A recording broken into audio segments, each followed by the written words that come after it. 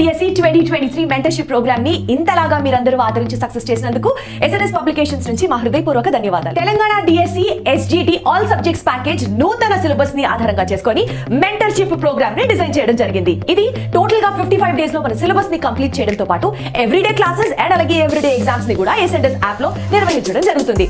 ఈ total package లో మీకు 8 బుక్స్ ఉచితంగా లభిస్తాయి and all you have to pay is కేవలం 3999 రూపాయలు మాత్రమే. అయితే ఈ మెంటర్షిప్ ప్రోగ్రామ్ లో లిమిటెడ్ సీట్స్ మాత్రమే ఉన్నాయి కాబట్టి మీరు త్వరగా ఎన్రోల్ చేసుకోండి అండ్ ఈ క్లాసెస్ అన్ని మనకి సెప్టెంబర్ 25 నుంచి స్టార్ట్ చేయబడతాయి. Welcome to SNS publications. So August 2023కి సంబంధించి అంతర్జాతీయ అంశాలు ఆల్రెడీ అప్లోడ్ చేశాం. ఈ మంత్లో ఈ సెషన్లో ఆగస్ట్ నెలకు సంబంధించి జాతీయ అంశాలు, సో ఇందులో దేశం మొత్తానికి ప్రాధాన్యం ఉండే అంశాలతో పాటు ఒక్కొక్క రాష్ట్రంలో మనకు ఎగ్జామినేషన్స్కు ఇంపార్టెంట్గా ఉండే ఇష్యూస్ని కూడా డిస్కస్ చేయబోతున్నాం.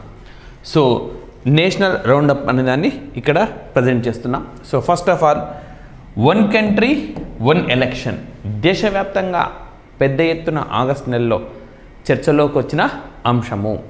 సో అటు లోక్సభతో పాటు ఇటు రాష్ట్రాల శాసనసభలకు ఒకేసారి ఎన్నికలు నిర్వహించాలి అని చెప్పి కేంద్ర ప్రభుత్వం భావిస్తూ ఉన్నది. నిజానికి భారతదేశంలో 1967 వరకు ఇదే విధంగా కొనసాగింది. ఆ తర్వాత మధ్యలో కొన్ని ప్రభుత్వాలు రద్దు కావడం, కేంద్రంలో మార్పు చేర్పులు జరగడం, ఇలాంటి అనేక అంశాల నేపథ్యంలో మరి ఇవి ఎక్కడికక్కడ షెడ్యూల్స్ అనేవి మారిపోయినాయి.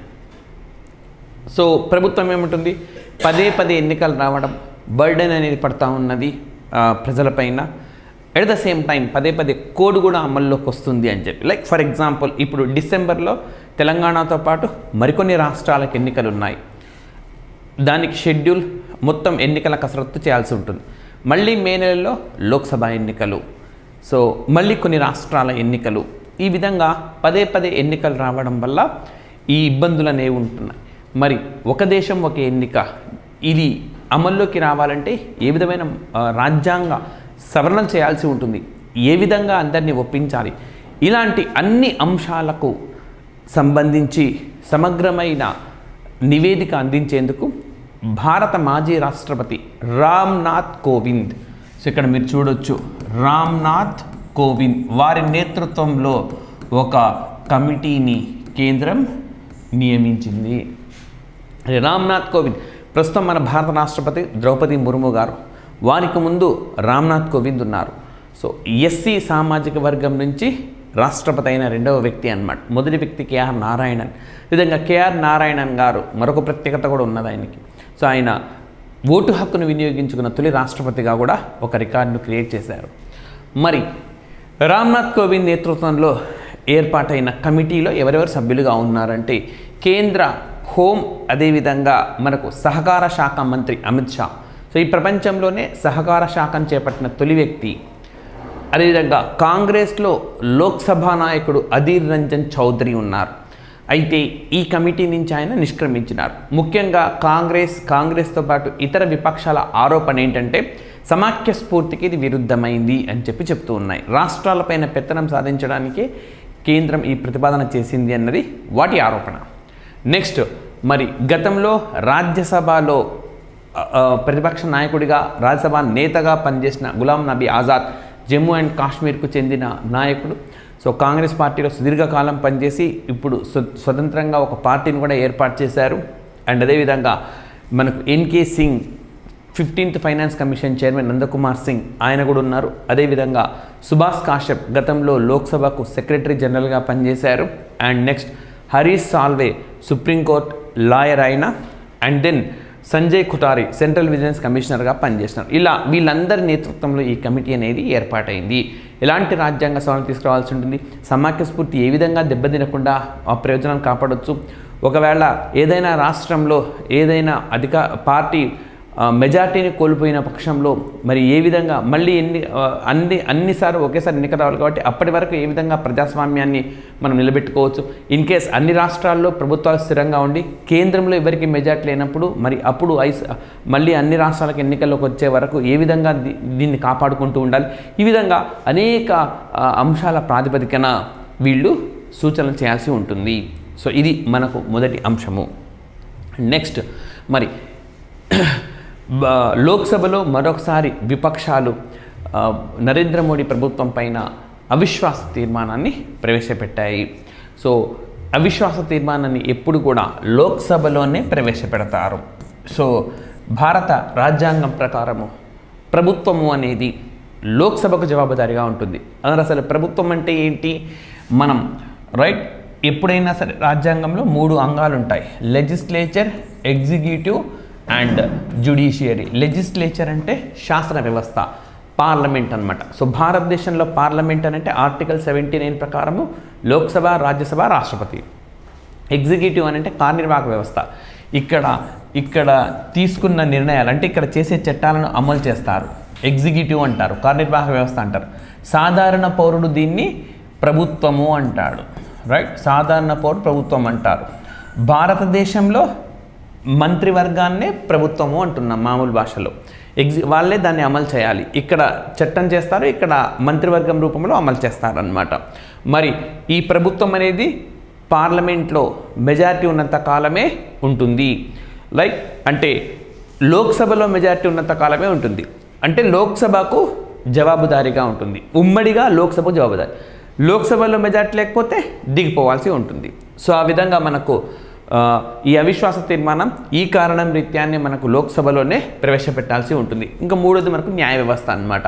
సో ఈ విధంగా మరి భారతదేశంలో మొట్టమొదటిసారిగా ఈ అవిశ్వాస తీర్మానాన్ని ప్రవేశపెట్టిన పార్లమెంట్ సభ్యుడు ఎవరనంటే JB Kripalani. Okay, JB Kripalani ప్రవేశపెట్టారు. అదేవిధంగా ఈ జేబీ కృపలాని భార్య మనకు సుచేత కృపలాని భారతదేశంలో మొట్టమొదటి మహిళా ముఖ్యమంత్రిగా ఆమెకు రికార్డు ఉన్నది. ఉత్తరప్రదేశ్ రాష్ట్రానికి ఆమె ముఖ్యమంత్రిగా పనిచేశారు. భారతదేశంలో సుదీర్ఘకాలం ముఖ్యమంత్రిగా పనిచేసిన మహిళ అనంటే మనకు షీలా దీక్షిత్ ఉన్నారు. భారతదేశంలో సుదీర్ఘకాలం ముఖ్యమంత్రిగా పనిచేసిన వ్యక్తి అనంటే పవన్ చామ్లింగ్ ఉన్నారు. రెండవ స్థానంలో ఎవరున్నారనంటే మనకు నవీన్ పట్నాయక్, రీసెంట్గా ఒరిస్సా రాష్ట్ర ముఖ్యమంత్రి అయిన జూలై 23వ తేదీన ఆయన రెండవ స్థానానికి వచ్చారు. మరి జ్యోతి బసు గారిని వెనక్కి నెట్టివేసి ఆయన రెండవ స్థానంలో చేరినారు. సో ఈ విధంగా మనకు మరి ఈ లోక్సభలో ప్రస్తుతం ఉన్న ప్రభుత్వానికి కంఫర్టబుల్ మెజారిటీ ఉన్న నేపథ్యంలో ఈ అవిశ్వాస తీర్మానం వీగిపోయింది. సో అవిశ్వాస తీర్మానం ప్రవేశపెట్టడానికి ఎలాంటి కారణాలు చూపాల్సిన అవసరం అనేది లేదు. మొత్తం మంత్రివర్గంపైనే అవిశ్వాస తీర్మానాన్ని ప్రవేశపెడతారు. అయితే అవిశ్వాస తీర్మానం కాకుండా మొత్తం మంత్రివర్గం పైన ప్రవేశపెడతారని చెప్పాను. ఇండివిజువల్గా ఒక మంత్రి పైన కూడా ప్రవేశపెట్టేందుకు మనకు ఒక తీర్మానం ఉన్నది. మీకు తెలిస్తే దాన్ని షేర్ చేయండి, రైట్? సో మొత్తం మంత్రిమండలి పైన ఒక మంత్రిని కూడా మనము వారిపైన కూడా ప్రవేశపెట్టవచ్చు. మొత్తం మంత్రివర్గం పైన ప్రవేశపెట్టచ్చు, ఒక మంత్రి పైన స్పెసిఫిక్గా కూడా ప్రవేశపెట్టచ్చు.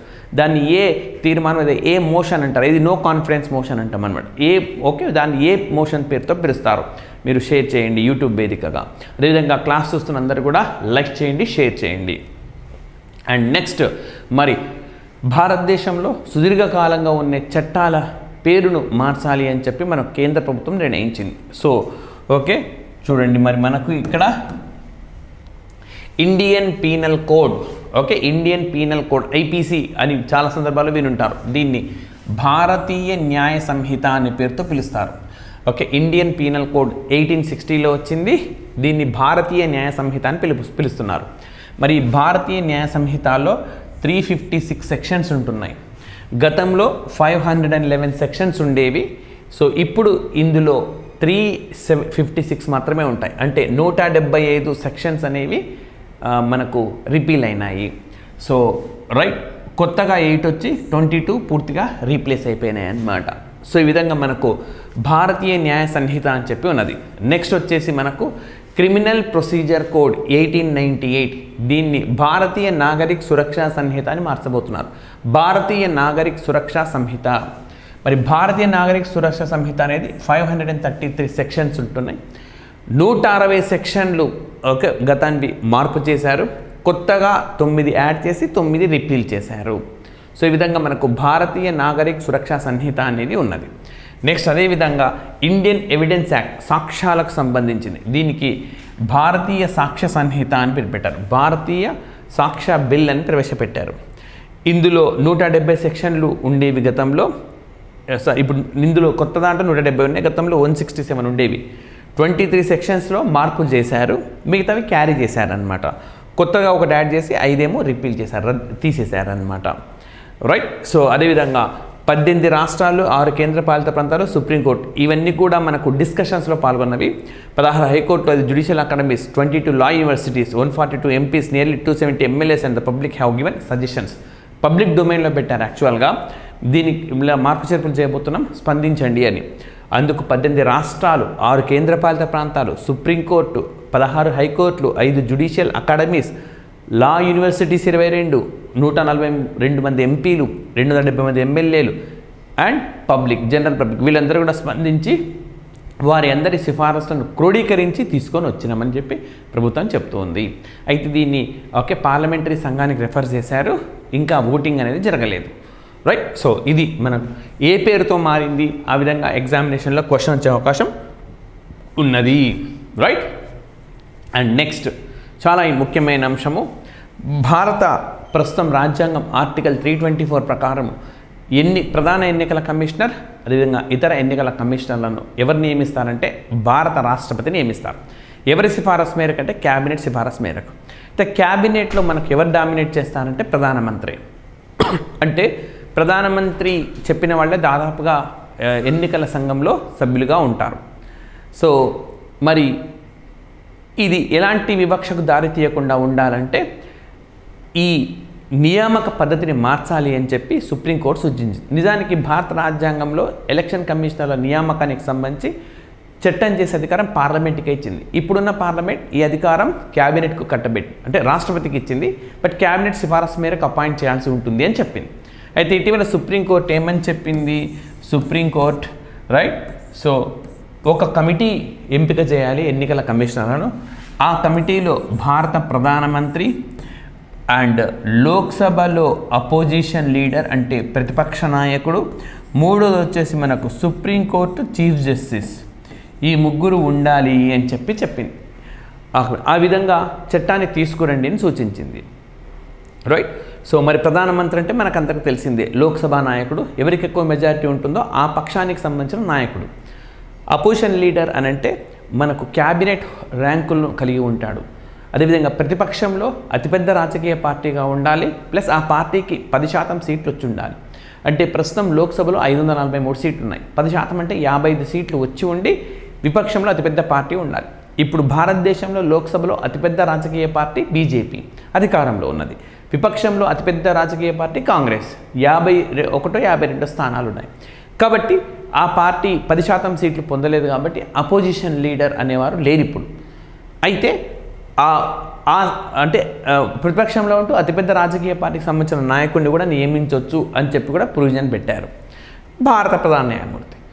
సో ఈ మార్పులు చేయమని సుప్రీంకోర్టు సూచించిన తర్వాత బిల్లును ప్రవేశపెట్టింది పార్లమెంట్లో ప్రభుత్వం. అయితే సుప్రీంకోర్టు సూచనకు భిన్నంగా ప్రధానమంత్రి ఉన్నారు, అపోజిషన్ లీడర్ ఉన్నారు, కానీ సుప్రీంకోర్టు చీఫ్ జస్టిస్కు బదులు ఏదైనా క్యాబినెట్ ర్యాంక్ మినిస్టర్ వారిని మళ్ళీ ప్రధానమంత్రి సూచిస్తారు. ప్రధానమంత్రి సూచించిన వ్యక్తే ఈ కమిటీలో ఉంటారు. అంటే మళ్ళీ ఇక్కడ క్లియర్గా ప్రధానమంత్రి డామినేషన్ కనిపిస్తూ ఉన్నది. సో రైట్, ఈ విధంగా విపక్షాలు సుప్రీంకోర్టు తీర్పు స్ఫూర్తికి విరుద్ధంగా ఉన్నది, ప్రజాస్వామ్య సూత్రాలకి ఇది విరుద్ధంగా ఉంది అని చెప్పి భిన్నమైన ఒపీనియన్ వచ్చే ఆస్కారం లేని విధంగా దీన్ని తీసుకొని వచ్చినారు అని చెప్పి ఆరోపణ అనేది వస్తూ ఉన్నది. గ్రూప్ 1 మెయిన్స్ లాంటి క్వశ్చన్స్లో ఇలాంటివి కంపల్సరీగా మనకు వస్తాయి. సో ఇది అంశం. నెక్స్ట్ మనకు బీసీ కేటగరైజేషన్ అంటే బీసీల ఉపవర్గీకరణకు సంబంధించి రోహిణి కమిషన్ నేతృత్వంలో ఏర్పాటైన కమిటీ తన నివేదికను సమర్పించింది.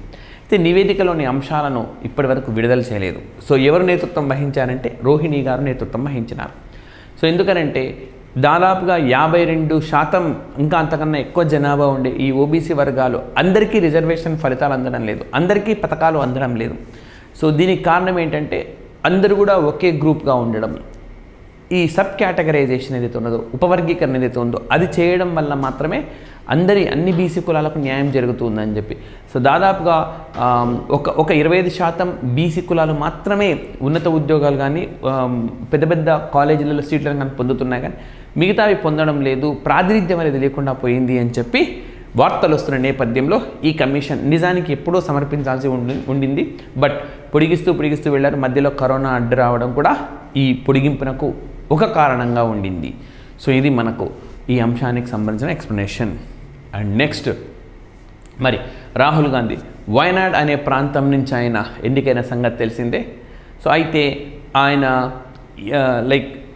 డిఫమేషన్, పరువు నష్టం, మోడీ అనే సర్నేమ్తో ఉండే వాళ్ళకు పరువు నష్టం కలిగించారని చెప్పి ఆరోపణ వచ్చిన నేపథ్యంలో సూరత్ కోర్టు ఆయన డిస్క్వాలిఫై చేసింది. సో 2 సంవత్సరాలకు మించి ఎవరికైనా శిక్ష పడితే వాళ్ళని డిస్క్వాలిఫై చేయాలి అని చెప్పి 2013లో మనకు సుప్రీంకోర్టు ఒక కేసులో పేర్కొన్నదన్నమాట. మరి మీకు తెలిస్తే ఆ కేసును షేర్ చేయండి. అండ్ అయితే ఇదే తీర్పును మనకు గుజరాత్ హైకోర్టు కూడా సమర్థించింది. అయితే రాహుల్ గాంధీ సుప్రీంకోర్టును ఆశ్రయించడంతో సుప్రీంకోర్టు ఈ తీర్పు పైన స్టే విధించింది. 2 సంవత్సరాలు లేదా అంతకంటే ఎక్కువ జైలు శిక్ష పడినప్పుడు వాళ్ళను 6 సంవత్సరాల పాటు, అంటే శిక్షాకాలం పూర్తయినాక 6 years పాటు పోటీ చేసేందుకు వీలుండదన్నమాట. సో వయనాడ్ అనే నియోజకవర్గం నుంచి గెలిచినారు. ఇదే వయనాడ్ అనే జిల్లా మనకు వార్తల్లో కూడా ఉన్నది. ఎందుకనంటే ఈ వయనాడ్ అనే జిల్లాలో అర్హులైన ప్రతి గిరిజనుడికి తను అర్హత ఉంటే ఏ కార్డు అందాలో ఆ కార్డులన్నీ అందినాయి. ఫర్ ఎగ్జాంపుల్ ఆధార్ కార్డ్ అందరికీ ఇస్తారు, ఓటర్ ఐడి 18 ఏళ్ళ వాళ్ళు మాత్రమే ఇస్తారు, అదేవిధంగా రేషన్ దీనికి కావాలంటే అర్హతలు ఉన్నాయి. సో ఆ విధంగా ఇప్పుడు ఈ ప్రాంతంలో 100 మంది గిరిజనులు ఉంటే 100 మంది గిరిజనులకు వాళ్ళకు ఏ కార్డు అర్హులో ఆ కార్డులు అన్నీ అందినాయి. ఈ విధంగా అందరి ఎస్టీలకు అన్ని రకాల కార్డులు అందించిన ఏకైక భారతదేశపు జిల్లాగా, ఇప్పటికైతే తొలి జిల్లాగా వయనాడ్ ఒక రికార్డును క్రియేట్ చేసింది. అదేవిధంగా కేరళలో మరొకటి కూడా రాజ్యాంగపు జిల్లాగా పేరును తెచ్చుకుంది. సో మీకు తెలిస్తే దాన్ని కూడా షేర్ చేయండి, రాజ్యాంగపు జిల్లా అన్నమాట. సో ఇది మనకు ఈ అంశానికి సంబంధించిన ఎక్స్ప్లెనేషన్. నెక్స్ట్ మనకు మణిపూర్ రాష్ట్రం రగులుతున్న సంగతి తెలిసింది. మీటీ అండ్ ఇతర ఎస్టీ గిరిజన సామాజిక వర్గాలకు మధ్య ఈ పోరు. అయితే ఈ ఘటనలకు సంబంధించి 2 నిర్ణయాలు తీసుకున్న సుప్రీంకోర్టు. ఒకటి ఏంటనంటే జస్టిస్ గీతా మిట్టల్ గారి నేతృత్వంలో ఒక కమిటీని అపాయింట్ చేసింది. సో ఇందులో శాలిని జోషి అండ్ ఆశా మీనన్ వీళ్ళిద్దరు సభ్యులుగా ఉంటారు. అదేవిధంగా ఈ ఘటనలకు సంబంధించిన కేసులన్నీ కూడా అస్సాం హైకోర్టుకు, అంటే గువాహతి హైకోర్టుకు బదిలీ చేస్తూ నిర్ణయం తీసుకుంది సుప్రీంకోర్టు. మరి గువాహతి ఈశాన్య రాష్ట్రాలకు సంబంధించిన ఒక కోర్టుగా మనం చెప్పొచ్చు, రైట్. సో ఆర్టికల్ 139A ప్రకారం సుప్రీంకోర్టుకి ఈ విధంగా కేసులను బదిలీ చేసే అధికారం అనేది ఉంటుంది. సో ఈ విధంగా ఈ అంశం వార్తల్లో ఉంది. నెక్స్ట్, మరి గవర్నమెంట్ 57,613 కోట్లను వెచ్చించి 10,000 ఈ బస్సులను అందుబాటులోకి తెస్తున్నది. 169 నగరాల్లో వీటిని ప్రవేశపెట్టబోతున్నారు. సో పర్యావరణాన్ని మెరుగుపరచడమే లక్ష్యంగా ఈ చర్యను కేంద్ర ప్రభుత్వం తీసుకుంది. సో ఈ డేటా ఏదైతే ఉందో డేటా చాలా చాలా ఇంపార్టెంట్. ముఖ్యంగా మన తెలుగు రాష్ట్రాల్లో ఇలాంటి అంశాలు వచ్చినప్పుడు డేటాని డంప్ చేసి which of the following is true అని చిన్నగా ఒక నంబర్ని మార్చి ఇస్తున్నారు కాబట్టి గుర్తుపెట్టుకోవాలి. 57,613 crores వెచ్చిస్తున్నారు. 10,000 ఈ బస్సులు రాబోతున్నాయి. 169 నగరాల్లో వీటిని ప్రవేశపెట్టబోతున్నారు. సో ఇక్కడ 13 ఉన్నది, 13 169 అనుకుంటా, 13 స్క్వేర్. సో అట్లా ఏదైనా లింక్ చేసి గుర్తుపెట్టుకోవడానికి ట్రై చేయండి. అండ్ నెక్స్ట్, మేరా బిల్ మేరా అధికార్ అని చెప్పి కేంద్రం ఒక కొత్త విధానాన్ని తీసుకొని వచ్చింది. ప్రయోగాత్మకంగా దీన్ని అస్సాం, గుజరాత్, హర్యానా రాష్ట్రాల్లో, డమన్ డయ్యు, దాద్రా నగర్ హవేలీ, పుదుచ్చేరి కేంద్రపాలిత ప్రాంతాల్లో అమలు చేస్తూ ఉన్నారు. ఈ డమన్ డయ్యు, దాద్రా నగర్ హవేలీ ఒకటే కేంద్రపాలిత ప్రాంతం. మరి ఇందులో ఏంటంటే ప్రతి కొనుగోలుదారుడు రిసీట్ను డిమాండ్ చేయాలి. సో ఈ విధంగా రిసీట్ డిమాండ్ చేసినప్పుడు ఆయా విలువలను బట్టి లాటరీ తీస్తారు. లాటరీ తీసిన వాళ్ళకి మనకు 10,000 నుంచి దాదాపుగా 1,00,000 వరకు ప్రైజెస్ ఉన్నాయన్నమాట. సో దీన్ని 1 September 2023 నుంచి లాంచ్ చేస్తున్నారు, రైట్. సో ఈ విధంగా ఇన్సెంటివ్స్ అనేది, క్యాష్ ప్రైజెస్ అనేవి వస్తాయన్నమాట. ఎందుకంటే బిల్ అనేది తీసుకున్నప్పుడు జీఎస్టీ పరిధిలోకి వస్తే జీఎస్టీ కూడా కట్ అవుతుంది. కొన్ని సందర్భాల్లో బిల్లు అనేది లేకపోవడం మూలంగా దాని పరిధిలోకి రావడం లేదు. అంటే బిల్ను వినియోగదారులు డిమాండ్ చేసే ఉద్దేశంతో వాళ్ళను ప్రోత్సహించే దిశగా ఈ పథకాన్ని తీసుకొని వచ్చినారు. సో ఈ విధంగా ఈ అంశం కూడా వార్తల్లో ఉన్నది. నెక్స్ట్ మరి గవర్నమెంట్ గ్రీన్ హైడ్రోజన్ అంటే డెఫినేషన్ని తయారు చేసింది, డెఫినేషన్ ప్రకటించింది. ఏంటి గ్రీన్ హైడ్రోజన్ లేదా హరిత హైడ్రోజన్ అని అంటే well to gate emission including water treatment, electrolysis, gas purification, drying, compression of hydrogen of not more than 2 kg carbon dioxide equivalent to kg hydrogen. So ఇలా చదివితే ఏం అర్థం కాదు, నేను మీకు కాన్సెప్ట్ ఎక్స్ప్లెయిన్ చేస్తాను. For example green hydrogen, hydrogen అనేది మనకు నీటిలో ఉంటుంది, ఓకే రైట్, నీటిలో ఉంటుంది. నీటిలో హైడ్రోజన్ ఉంటుంది, ఆక్సిజన్ ఉంటుంది. ఆక్సిజన్ తొలగిస్తే హైడ్రోజన్ మిగిలిపోతుంది. మనకు కావాల్సింది హైడ్రోజన్, అంటే ఆక్సిజన్ తీసేయాలి, రైట్. సింపుల్ టెక్నిక్ అన్నమాట. అయితే ఈ విధంగా తీసేయడంలో మనం ఏ శక్తి వనరులు ఉపయోగిస్తున్నాం అన్నది ముఖ్యం అన్నమాట. సో ఫర్ ఎగ్జాంపుల్ మనం ఆక్సిజన్ తీసేయడం కోసం వేడి చేసామనుకోండి, అలా అవుతుందో అవ్వదో తర్వాత సంగతి, ఊరికే మనకు అర్థం కావాలని చెప్తున్నాను. ఎలక్ట్రోలైసిస్ అనే పద్ధతి ఉన్నది. వేడి చేస్తే ఆక్సిజన్ పోతుంది అనుకుందాం, కానీ ఆ వేడి చేయడం వల్ల పర్యావరణానికి మరొకసారి కీడు జరుగుతుంది, అదొక ప్రాబ్లం. ఏ విధంగా అయినా లేదా ఈ విధంగా మనం other energies, electric energies use చేసాం అనుకోండి, విద్యుత్ ప్రొడక్షన్లో కూడా కొంత మనకు పర్యావరణ నష్టం అనేది ఉంటుంది. సో ఈ విధంగా మనం తయారు చేస్తుంది మంచి హైడ్రోజనే, కానీ అది తయారీలో భాగంగా ఏదైతే దీని లక్ష్యం ఏంది, హరిత హైడ్రోజన్ పర్యావరణానికి మేలు చేయాలి, కానీ దాన్ని తయారు చేయడంలోనే పర్యావరణం విధ్వంసం అవుతా ఉంది. అలా జరగకుండా ఉండడం కోసం చేశారు. ఏమంటున్నారు, వెల్ టు గేట్ అంటే మనం బావిలోంచి నీటిని తీసుకున్న దగ్గర నుంచి మనకు గ్రీన్ హైడ్రోజన్ తయారయ్యే వరకు ఎక్కడ కూడా water treatment, electrolysis, gas purification, drying, compression ఇవన్నీ ఎంత చేసినా కూడా మనకు లైక్ 1 kg హైడ్రోజన్ రావడానికి 2 kg కార్బన్ డైఆక్సైడ్ మించి రిలీజ్ కాకూడదు. అలా రిలీజ్ అయితే దాన్ని గ్రీన్ హైడ్రోజన్ అన్నారు. ఇంకా దాని రాయితీలు దక్కవు, అంతకన్నా తక్కువ రిలీజ్ అయినప్పుడు మాత్రమే దక్కుతాయి. మరి ఇంత రిలీజ్ కావాలంటే మరి పర్యావరణపరమైన ఇంధనాలనే వినియోగించాల్సి ఉంటుంది. సో ఆ విధంగా భారత ప్రభుత్వం గ్రీన్ హైడ్రోజన్కు డెఫినేషన్లో ఇచ్చింది. చాలా చాలా ఇంపార్టెంట్, ఎగ్జామినేషన్లో ఖచ్చితంగా అడగదగ్గ అంశం ఇది. అండ్ నెక్స్ట్ మరి భారత రక్షణ మంత్రిత్వ శాఖ మాయా అనే ఒక కొత్త ఆపరేటింగ్ సిస్టమ్ను తీసుకొని వచ్చింది. పాత ఆపరేటింగ్ సిస్టమ్ మైక్రోసాఫ్ట్ వాళ్ళది. సో అయితే భారత రక్షణ రంగానికి సంబంధించింది కాబట్టి మనకంటూ ఒక ప్రత్యేకమైన ఆపరేటింగ్ సిస్టమ్ ఉండాలి అని చెప్పి ఈ నిర్ణయం తీసుకున్నారు. ఇటీవల కాలంలో మాయా వార్తల్లో ఉంది. మాయా ఏంటి, మాయా ఏ వ్యవస్థలో వినియోగిస్తున్నారు, ఇలాంటి క్వశ్చన్స్ మనకు ఉంటాయి. చైనా కూడా రీసెంట్ టైమ్స్లో అమెరికా బేస్డ్గా ఉండే అన్ని రకాల ఆపరేటింగ్ సిస్టమ్లను ఆపేసి మనకు కైలిన్ అని చెప్పి ఒక ఆపరేటింగ్ సిస్టమ్ను వినియోగిస్తుంది. సో ఈ విధంగా ఈ అంశం కూడా వార్తల్లో ఉన్నది. అండ్ నెక్స్ట్ ఎన్సీఈఆర్టీ ఈ ఇటీవల కాలంలో బాగా వార్తల్లో ఉన్నది. ఎన్సీఈఆర్టీని డీమ్డ్ యూనివర్సిటీగా మారుస్తూ ఉన్నారు. అయితే టెక్స్ట్ బుక్స్ రివిజన్ చేయాలని చెప్పి నిర్ణయించింది. సో రైట్, అండ్ దీనికోసం 19 మంది సభ్యులతో ఒక ప్యానెల్ను కూడా ఏర్పాటు చేశారు. దీనికి పంత్ అనే ఆయన నేతృత్వం వహిస్తూ ఉన్నారు. ఈజీగా గుర్తుపెట్టుకోవచ్చు, పెద్ద కష్టమేం కాదు. ఇప్పుడు మీరు ఏ కాంపిటేటివ్ ఎగ్జామినేషన్ ఎక్స్పర్ట్ని అడగండి, ఏ బుక్స్ చదివితే బాగుంటుంది, బేసిక్స్ బాగా ఉంటాయి, ఇంక్లూడింగ్ సివిల్ సర్వీసెస్ ప్రిలిమ్స్ కూడా క్లియర్ చేయొచ్చు అని ఎన్సీఈఆర్టీ అని చెప్తారు. వాస్తవం అది. బేసిక్స్ దగ్గర నుంచి అప్లికేషన్ వరకు బుక్స్ చాలా బాగా ఉంటాయి ఎన్సీఈఆర్టీ బుక్స్ అన్నవి. మరి ఎన్సీఈఆర్టీ బుక్స్ బాగా ఉన్నాయి కదా, రైట్, వాటిని పంతం బట్టి పూర్తిగా మీరు నేర్చుకోవాల్సిందే. ఓకే, పంతం పట్టాల్సిందే, అవి మీకు నోటికి రావాల్సిందే. అవి వస్తే ఏ ఎగ్జామ్ అయినా మీరు క్లియర్ చేయగలుగుతారు. సో ఆ విధంగా గుర్తుపెట్టుకోండి. మరి అలాంటి బుక్స్ని రివ్యూ చేయబోతున్నారు. అంటే ఇంకా ఆ కంటెంట్ ఏం తీసేయరు, కొన్ని ఎడిషన్స్ అనేవి ఉంటాయి అన్నమాట. రైట్, సో ఈ విధంగా ఉన్నది. అదేవిధంగా ఎన్సీఈఆర్టీకి డీమ్డ్ యూనివర్సిటీ స్థాయి కల్పించాలని చెప్పి మనకు కేంద్రం నిర్ణయించింది. ఆ విధంగా ఎన్సీఈఆర్టీ కూడా వార్తల్లో ఉన్నది. అండ్ నెక్స్ట్ మరి అదేవిధంగా మనకు రైట్ ఒక కొత్త లెసన్ను చేర్చబోతున్నది ఎన్సీఈఆర్టీలో. Right, so a homage to our brave soldiers అని చెప్పి మరి నేషనల్ వార్ మెమోరియల్ను చేర్చున్నది, జాతీయ యుద్ధ స్మారకం. సో ఈ జాతీయ యుద్ధ స్మారకాన్ని 2021లో ప్రారంభించినారు.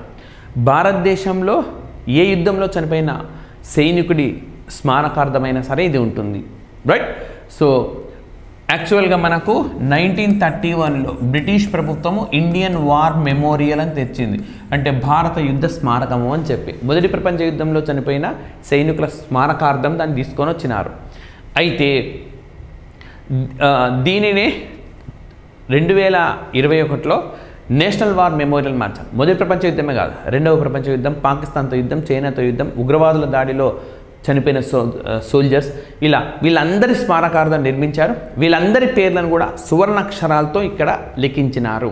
అంతేకాదు మనకు 1971లో పాకిస్తాన్తో విజయం సాధించిన తర్వాత యుద్ధంలో ఆనాటి భారత ప్రధానమంత్రి ఇందిరాగాంధీ గారు జనవరి 26, 1972 నాడు ఒక అమర్ జవాన్ జ్యోతిని వెలిగించినారు. ఆ అమర్ జవాన్ జ్యోతి కూడా ఇక్కడ తీసుకొని వచ్చినారు. సో ఇదంతా ఇప్పుడు మీకు ఈ 7th క్లాస్లో a homage to our brave soldiers అనే ఒక లెసన్ రూపంలో ఉంటుంది, రైట్. సో ఇది మనకు అంశము.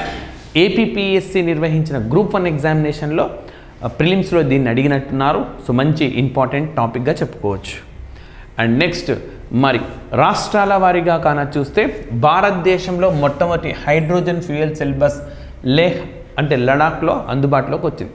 ఇలాంటి వార్త గతంలో మహారాష్ట్రలో కూడా మనం చదివినాం. మరి దానికి దీనికి తేడా ఏంటి అంటే కమర్షియల్ పద్ధతిలో ఇక్కడ లాంచ్ చేశారు, అంటే ప్రయాణికులను అనుమతిస్తున్నారనమాట. కమర్షియల్ పద్ధతిలో ఇవి రాకపోకలు సాగిస్తూ ఉన్నది. ముంబైలో ప్రయోగాత్మకంగా చేపట్టారు, రైట్. అండ్ నెక్స్ట్ మరి బార్డర్ రోడ్ ఆర్గనైజేషన్, ఓకే, మనకు తీరా రహదారి వ్యవస్థ ఏదైతే ఉందో ప్రపంచంలోనే అత్యంత ఎత్తులో మోటరబుల్ రోడ్ నిర్మించబోతున్నది ఈస్టర్న్ లడాక్ ప్రాంతంలో, రైట్.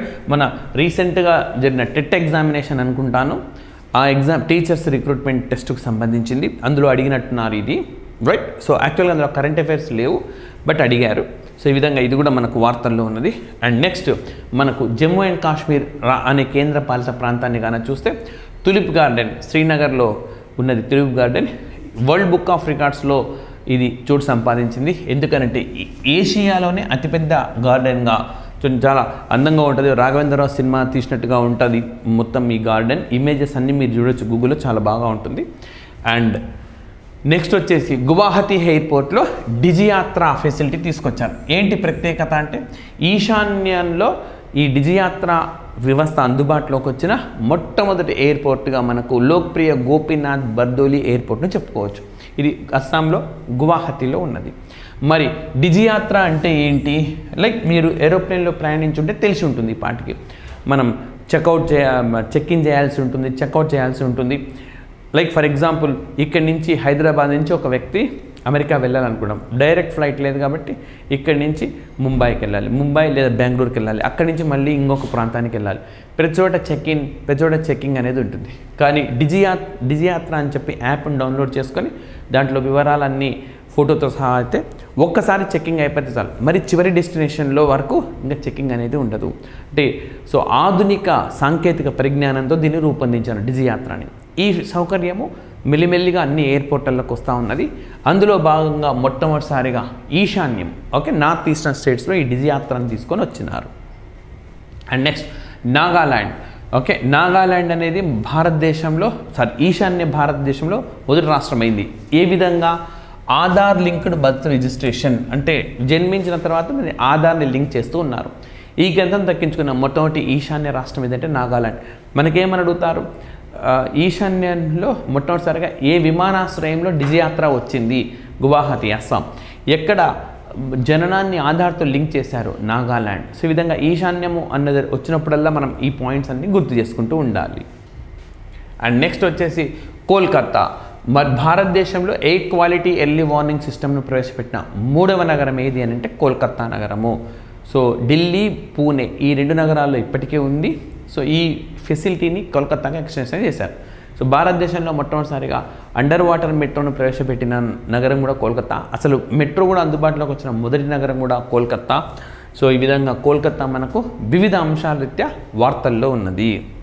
అండ్ నెక్స్ట్ మరి CM Stalin, right, south east Asia అంటే ఆగ్నేయ ఆసియాలోనే అతిపెద్ద నిర్లవణీకరణ ప్లాంట్ను తీసుకొని వచ్చినారు. డీసాలినైజేషన్ ప్లాంట్ అని అంటాం.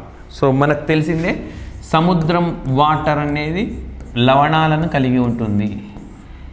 దాంట్లోంచి లవణాలు తీసివేయడం వల్ల నీటిని స్వీకరించవచ్చు. దాన్నే నిర్లవణీకరణ అంటాం తెలుగులో, డీసాలినైజేషన్ ప్లాంట్ అంటాం ఇంగ్లీష్లో. మరి ఆగ్నేయాసియాలోనే అతిపెద్ద ప్లాంట్ని తీసుకొని వచ్చినారు. సో ఎందుకనంటే చెన్నైలో వాటర్ ప్రాబ్లం విపరీతంగా వస్తుంది. ఒక 4-5 ఇయర్స్ బ్యాక్ అయితే ఒక బకెట్ వాటర్ 200 to 300 రూపీస్ మేర రేటుకు అమ్మారనమాట. అంత వాటర్ స్కేర్సిటీ వచ్చింది. సముద్రం ఒడ్డున ఉంటూ ఈ వాటర్ స్కేర్సిటీని ఎదుర్కొంటున్న ఈ నగరానికి సంబంధించిన సమస్య పరిష్కారానికి దీన్ని ఒక ప్లానింగ్గా ఎంచుకుంది తమిళనాడు ప్రభుత్వం. అంతేకాదు నీటి భద్రతకు సంబంధించి ఐఐటి మద్రాస్ ఇజ్రాయిల్ ప్రభుత్వంతో ఒక అగ్రిమెంట్ కుదుర్చుకొని ఈ విధంగా నీటి భద్రత సాధించవచ్చు అని చెప్పి రీసెర్చ్ కూడా చేస్తూ ఉన్నారు. సో ఆ విధంగా మనకు తమిళనాడు రాష్ట్రం వార్తల్లో ఉన్నది. అండ్ అదేవిధంగా భారతదేశంలో మొట్టమొదట రాత్రి వేళ కూడా స్ట్రీట్ రేసింగ్ను అందుబాటులోకి తీసుకొచ్చిన తొలి నగరంగా చెన్నై ఒక రికార్డు క్రియేట్ చేసింది. First ever night street racing అన్నమాట. రైట్. సో ఈ విధంగా మనకు తమిళనాడు రాష్ట్రము మరొక అంశం రీత్యా వార్తల్లో ఉన్నది. ఇంకొక అంశం రీత్యా కూడా వార్తల్లో ఉన్నది. భారతదేశంలోనే మొట్టమొదటిసారిగా common testing centre for unmanned aerial drones. So drone అన్నమాట. ఇది డ్రోన్ని అమలు చేయాలని చెప్పి డ్రోన్ టెస్ట్ చేయడానికి ఒక వేదికను తీసుకొని వచ్చినారు. మనం ఎవరైనా అంతే లైక్ బైక్ తీసుకున్నప్పుడు బైక్ అంతా సెట్ అయిపోయినాక అసెంబ్లింగ్ అయిపోయినాక టెస్ట్ చేస్తారు కదా. సో బైక్స్, కార్స్ ఇవన్నీ టెస్ట్ చేయడానికి వేదికలు ఉన్నాయి. డ్రోన్లను కూడా పూర్తయినాక అసెంబుల్ అయిపోయినాక టెస్ట్ చేయడానికి ఎలాంటి వేదిక లేదు. ఆ వేదికను అందుబాటులోకి తెచ్చిన భారతదేశ మొదటి రాష్ట్రం ఏదనంటే Tamil Nadu. So Tamil Nadu industrial development corporation, TN defence ఇంటర్కార్డర్ అన్నీ కలిసి దీన్ని అందుబాటులోకి తెచ్చినాయి.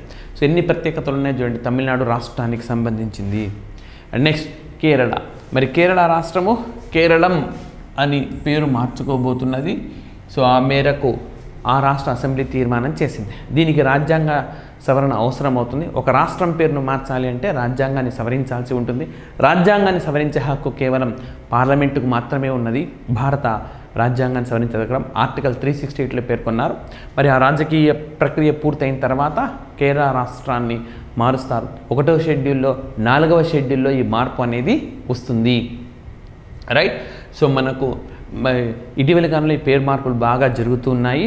సో అహ్మద్నగర్ అహిల్యానగర్ అయింది. ఔరంగాబాద్ పేరు మార్చినారు. ఉస్మానాబాద్ పేరు మార్చినారు. అదేవిధంగా మనకు ముంబైలో చర్చిగేట్ రైల్వే స్టేషన్ పేరును మార్చినారు. ముంబైలో చర్చిగేట్ రైల్వే స్టేషన్ మనకు రైట్ సిడి దేశ్ముఖ్ అని మార్చారు. ఈ విధంగా అనేక మార్పు చేర్పులు అనేవి జరిగినాయి.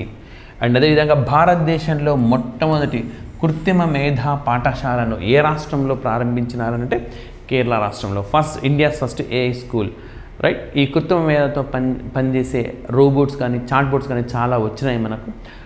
ఒరిస్సాలో ఆమాకృషి ఏఐ, మధ్యప్రదేశ్లో మనకు జస్ట్ టాస్క్ అని చెప్పి United nations fund for population activities వాళ్ళు స్టార్ట్ చేసింది. ఢిల్లీలో బాల్మిత్ర అని చెప్పి చైల్డ్ ప్రొటెక్షన్ కమిషన్ ఎదుట వచ్చింది. ఈ విధంగా తెలంగాణలో కూడా మనకు ఒక చాట్బోట్ మహిళల రక్షణకు సంబంధించింది వచ్చింది. అండ్ నెక్స్ట్ మనకు గోవా. సో భారతదేశంలో మొట్టమొదటిసారిగా ఇన్విట్రో ఫెర్టిలైజేషన్ ట్రీట్మెంట్ను అందుబాటులోకి తెచ్చిన మొదటి రాష్ట్రంగా గోవా ఒక రికార్డును క్రియేట్ చేసింది. సో ఇన్విట్రో ఫెర్టిలైజేషన్ ట్రీట్మెంట్ అనేది ఉచితంగా అందిస్తుంది అన్నమాట. సో ఈ విధంగా ఎందరో పేదలు ఈ ట్రీట్మెంట్ చేసుకోవాల్సిన అవసరం ఉన్న వాళ్ళు మరి డబ్బుకు వెనకాడుతూ ఉన్నారు. వాళ్ళ ఇబ్బందులను గమనించిన గోవా రాష్ట్ర ప్రభుత్వం ఈ మేరకు నిర్ణయం తీసుకుంది. అండ్ నెక్స్ట్ మరి గుజరాత్ 27% స్థానిక సంస్థల్లో ఓబీసీలకు రిజర్వేషన్ కల్పించాలని చెప్పి గుజరాత్ రాష్ట్ర ప్రభుత్వం నిర్ణయం తీసుకుంది. లోకల్ బాడీస్లో అన్నమాట ఇది. సో మనకు స్థానిక సంస్థలు అనేవి రాష్ట్ర జాబితాలో ఉంది. సో రాష్ట్ర జాబితాలో ఉన్న అంశం కాబట్టి ఆ రాష్ట్రం ఈ మేరకు నిర్ణయం తీసుకుంది. నేరుగా అడుగుతారనమాట, స్థానిక సంస్థల్లో 27% ఓబీసీలకు రిజర్వేషన్ కల్పించాలి అని చెప్పి ఇటీవల నిర్ణయం తీసుకున్న రాష్ట్రం ఏదని అడుగుతాడు. గుజరాత్ రాష్ట్రము. నెక్స్ట్ అదేవిధంగా మనకు రైట్ ఢిల్లీకి సంబంధించిన అంశం వార్తల్లో ఉంది. జితేంద్ర సింగ్ భారతదేశంలో భారతదేశ పరిజ్ఞానంతో తయారైన మనకు మ్యాగ్నెటిక్ రెజోనెన్స్ ఇమేజింగ్ను ప్రారంభించారు. ఎంఆర్ఐ స్కాన్ అంటాం కదా, మ్యాగ్నెటిక్ రెజోనెన్స్ ఇమేజింగ్. సో ఇది ప్రత్యేకత ఏంటంటే స్వదేశీ పరిజ్ఞానంతో తయారైంది, చాలా తక్కువ వ్యయంతో తయారైంది, చాలా తక్కువ బరువు ఉంటుంది, అత్యధిక వేగంతో పనిచేస్తుంది. అత్యధిక రెజల్యూషన్ కలిగి ఉంటుంది. ఇన్ని ప్రత్యేకతలు కలిగి స్వదేశీ పరిజ్ఞానంతో తయారైన ఎంఆర్ఐ స్కానర్ ఏ నగరంలో అందుబాటులోకి తెచ్చారు భారతదేశంలో తొలిసారిగా అంటే న్యూఢిల్లీలో. ఎంఆర్ఐ అంటే ఏంటి? మ్యాగ్నెటిక్ రెజొనెన్స్ ఇమేజింగ్ అంటాం. నెక్స్ట్ అదేవిధంగా భారతదేశంలో మొట్టమొదటిసారిగా 100% ఇథనాల్ ఫ్యూయల్ కార్ని మనకి ఢిల్లీలో ప్రారంభించారు కేంద్ర మంత్రి నితిన్ గడ్కరీ. సో అంటే ఇప్పుడు మనం కేవలం 20% బ్లెండెడ్ ఇథనాల్ని వాడుతున్నాం. అంటే మనకు 100% పెట్రోల్ ఉందనుకుంటే ఇందులో 20% తీసేసి ఇథనాల్ కలుపుతాం అన్నమాట. ఇథనాల్ని కలుపుతాం, మిగతా 80% పెట్రోల్ ఉంటుంది. కానీ దీని ప్రత్యేకత ఏంటంటే 100% ఇథనాల్తో ఉంటుంది. దీనివల్ల ఏంటి అంటే పర్యావరణం ప్రయోజనకరంగా ఉంటుంది. 2, ఇథనాల్ తయారు చేయాలంటే మనం వ్యవసాయ పంటలపైన ఆధారపడే తప్పదు, రైతులకు ప్రయోజనకరంగా ఉంటుంది. పైగా మనం బయట దేశం నుంచి పెట్రోల్ కొనాల్సిన అవసరం లేదు. కాబట్టి పెట్రోల్ కోసం మనం వెచ్చిస్తున్న సుమారుగా 16 లక్షల కోట్లు ఏటా మిగిలిపోతుంది. మరి ఇప్పుడు మొత్తం తీసుకురావచ్చు కదా, ఇదే విధంగా అన్ని రకాలుగా మంచి జరుగుతుంది కదా అంటే ఒక్కసారిగా మార్పు రాదు. సో ఎందుకనంటే 100% ఇథనాల్ని ఇంధనంగా వినియోగించుకునే స్థాయిలో ఇంజన్లో మార్పులు రావాలి. ఇంకా ఇప్పటికి ఆ ఇంజన్లో మనం మార్పులు తీసుకురాలేదు. ఏదైనా సరే స్లోగానే మనకు వస్తుంది. సో ఆ విధంగా మనకు ఢిల్లీలో వార్తల్లో ఉన్నది. అండ్ మరి భారతదేశంలోనే అతిపెద్ద ఐటీ హబ్ మనకు ఉత్తరప్రదేశ్లోని లక్నోలో రానుంది. నేరుగా అడుగుతారు అనమాట, భారతదేశంలో అతిపెద్ద ఐటీ హబ్ ఏ నగరంలో అందుబాటులోకి రానుందని. ఓకే, లక్నోలో రానున్నది. సో ఇవి మనకు ఆగస్టు నెల నాటి ముఖ్యమైన జాతీయ వివిధ రాష్ట్రాల వార్తలు. దయచేసి వీడియోని అందరూ లైక్ చేయండి, షేర్ చేయండి. Thank you very much.